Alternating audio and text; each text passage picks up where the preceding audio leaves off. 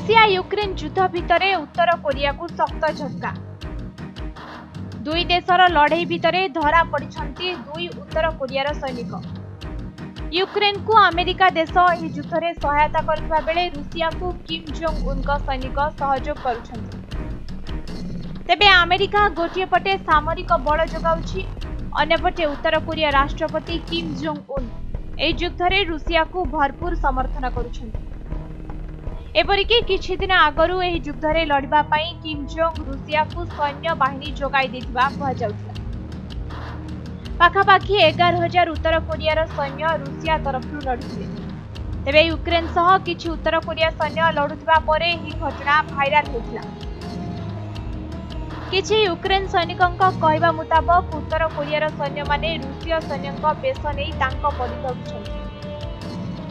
तेबे यहाँ पर स्पष्ट हो जाइतिला कि किम जोंग उन रूसिया को सहायता करुछंती। यहाँ छड़ा पुतिन और किम जोंग को बंधुता विषय मध्य चर्चा आरंभ हो जाइतिला। तेबे निकटरे यूक्रेन सैन्य युद्ध समय दुई जन सैनिकों को जीवित अवस्था रे धरिबाकू सफल होइतिले। परे एमानक चिकित्सा करा जाइतिला। एही दुई सैनिकों होश आसवा परे जणा पड़ितिला कि एमाने उत्तर कोरियार सैनिक अटंती। मात्र एमानक नाम और परिचय बदलाई रूसिया तरफରୁ लड़िबाकू कहजाउथिला। तेबे सूचना मुताबक एही सैनिकों को एबे उपयुक्त चिकित्सा मध्य दिया जाउछि।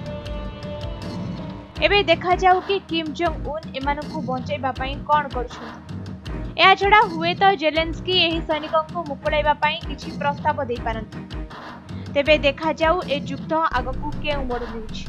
ब्यूरो रिपोर्ट समय लाइव।